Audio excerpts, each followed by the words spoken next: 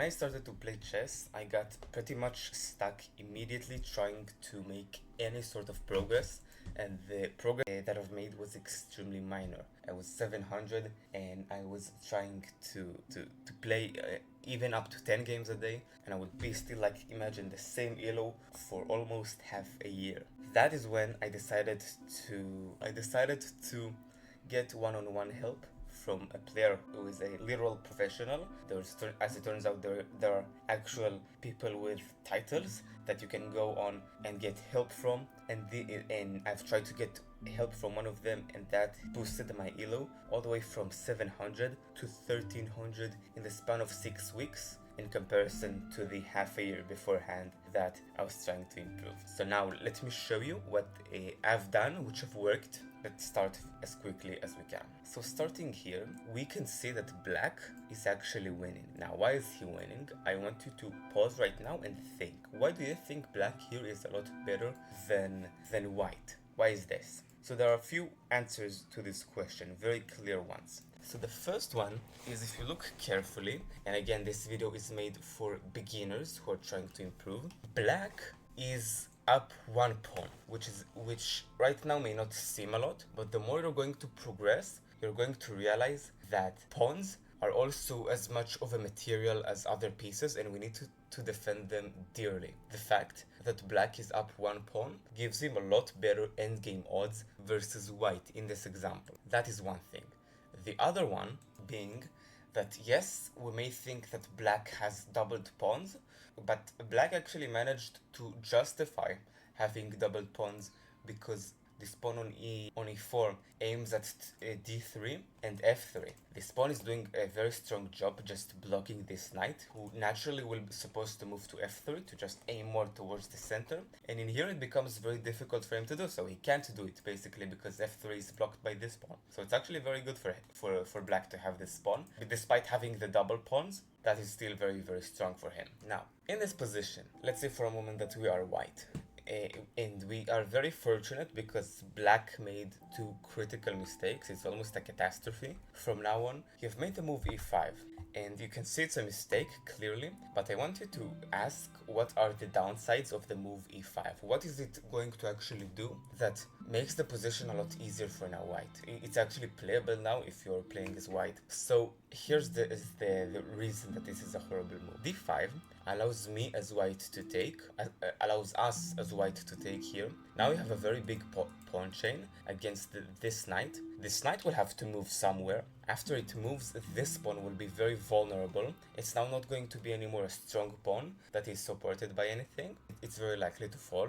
And so let me just show you this. If we do d takes on a e5, and I'm just running on the computer line just to prove my point, that's bishop b takes on c3, and that is according to the computer. Queen takes on d1, and we take here with the rook. Now what you're going to do, you're going to move this knight somewhere, you're going to move it to g4 for example, and that again is using the computer analysis. Knight to g4, and you can see now we have an open file against this king. The position now no longer looks as good as it was beforehand for black. And so that is one thing. And so I want you to think, what are the downsides of the move pawn to e5? What does it allow us to do as white? So it allows us very simply to take. And after we take, we d takes.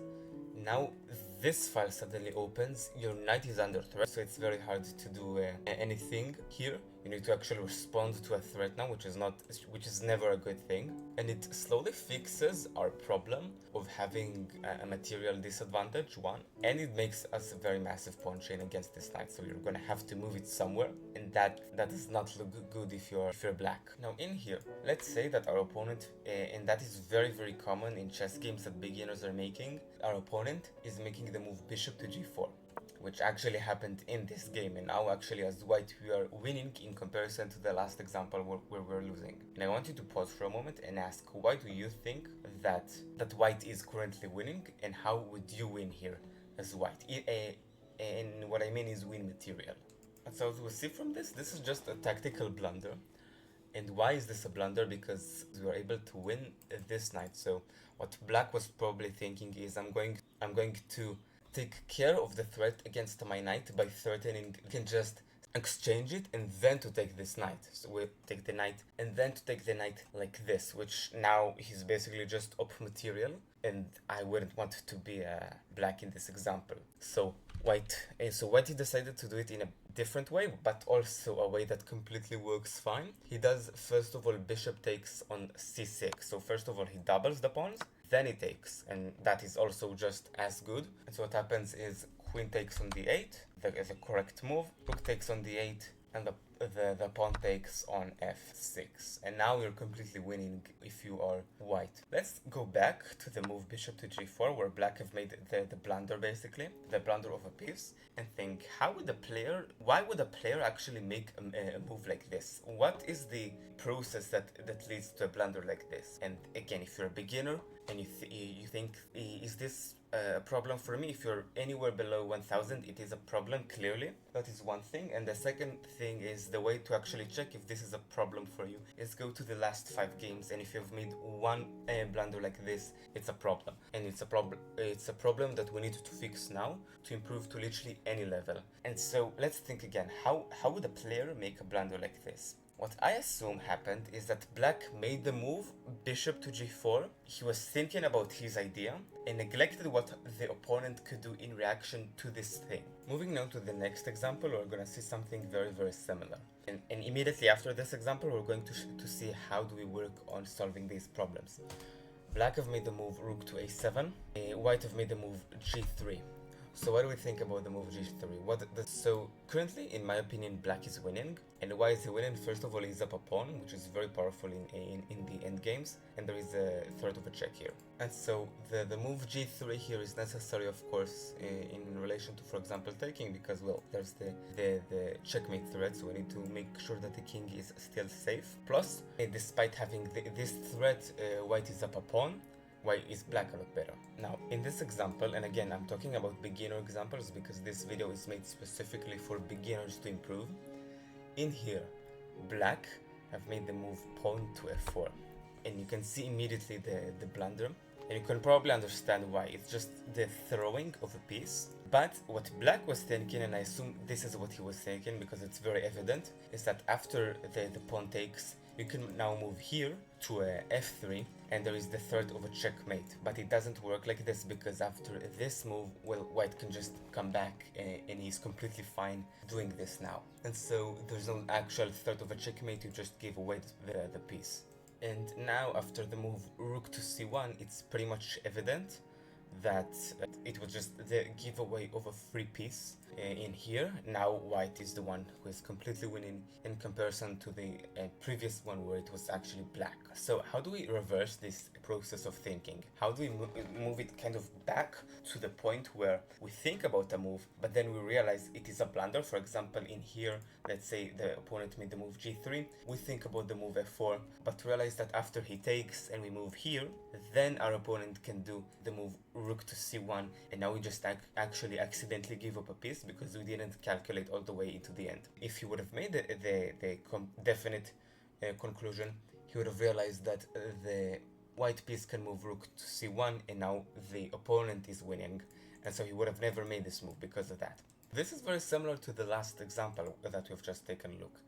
Black have seen that there is a clear threat on the queen, but have overlooked the fact that after the bishop takes on c6, white can just take the queen on d8, and now there is no longer the threat that you were thinking about, and you're just going to lose the piece. So it's a bit of a similar blunder. Okay, here he have overlooked something in his calculations. In here he have overlooked something that happened over the board. It's mostly called tunnel vision. And so how do we make these sort of like conclusions without getting a stink g takes on h4 here, the queen takes here? We ask 3 to 4 clear questions before every move that we make. So the first one is, what is my opponent's last move's downside? If we're asking in this example, what is my opponent's last move's downsides? There are no clear downsides, it's actually a good move, but the downside is that we are still winning in this example, and we would very simply be able to move our bishop back, then let's say to f6, we could just move it back and we would be relatively fine. These are the downsides of this move. What is my opponent threatening?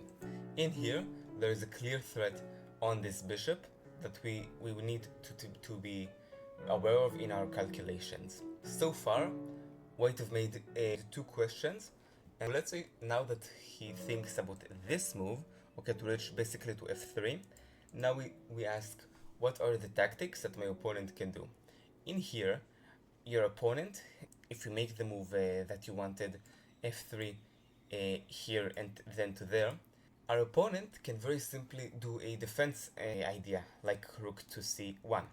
And now he's actually the one that's winning because he's in a material advantage. In here, if you're black and we think about the move bishop to g4, we simply ask beforehand, what is the tactic that my opponent could do? So in here, if you're looking bishop to g4, he could simply take here, and after the rook takes, he could take here with his own pawn. And so that's now losing for us instead of winning, which was in the last example. And so in here, for example, in the first example, black would have seen that he can just take your queen, he would discard this move, and he would think about something else that could work, potentially. Again, with considering the downsides of the last move and the threats that our opponent has made. But you would clearly never make a move like bishop to g4, which is the very clear and important thing that chess beginners need to avoid in order to improve to anywhere in chess. So what is an action step that you can do right after this video? What I would suggest is that you now go to any platform that you're playing in and play versus bots that are approximately your rating range. We want to practice this now for the next few games that we are playing against these bots. I would suggest anywhere from 10 to 20 games versus these bots. The more that you do it, generally the better. So first of all, what is my opponent threatening? What is the downsides of my opponent's last move? What are the tactics that he can do? What is the intention of the last move? So that these are 4 questions that we need to ask now before these moves. And that is the action step that we can take in order to really stop the blunders and to try to minimize them as much as possible. So go now to chess.com/chess and try to execute on it. I'll see you in the next video. If you want, then there's the first link in the description and I can take you to higher levels in chess myself online, and I'll see you in the next video. Bye.